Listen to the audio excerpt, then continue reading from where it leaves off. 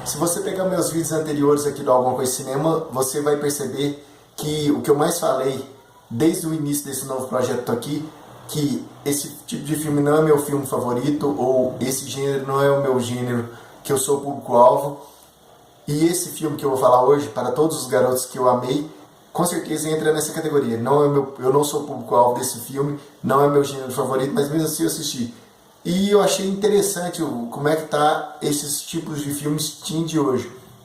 Eu achei interessante porque muito bem produzido, a Netflix, é um filme da Netflix, e eu achei muito bem produzido, visualmente falando, trilha sonora muito boa e tal. A história, aquela história tradicional de um filme para o público adolescente, público teen, mas ele funciona, pelo menos pelo que eu vi, algumas notícias, por exemplo, um produto que mostra no filme, ele foi um dos mais vendidos nos Estados Unidos na época do lançamento desse filme na Netflix, e pra mim isso que importa. Tipo assim, por mais que o filme não seja eu não seja o público-alvo, por mais que eu não seja por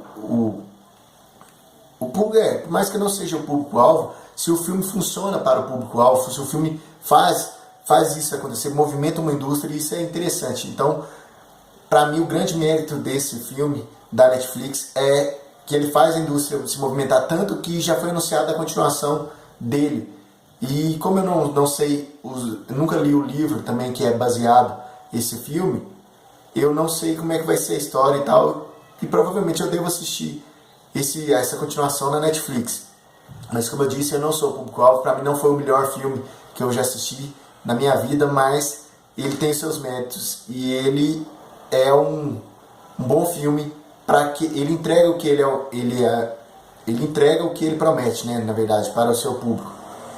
Para mim, o que me incomodou para todos os garotos que eu amei, eu acho que é esse o nome. É tão grande o nome desse filme que às vezes eu confundo, mas vai estar escrito aqui no título desse vídeo, então. Mas o que me incomodou nesse filme foi a falta de uma passagem de tempo, e isso me incomoda muito em alguns filmes. Eu já falei isso nesse novo projeto, em alguns filmes o que me incomoda é isso, me incomoda às vezes num filme é isso, assim, o filme tá, agora tá de dia, aí passa um tempo, a gente não sabe quanto tempo, aí de repente já tá de noite, aí já tá de madrugada, a gente nunca sabe a ordem cronológica dos fatos desse filme.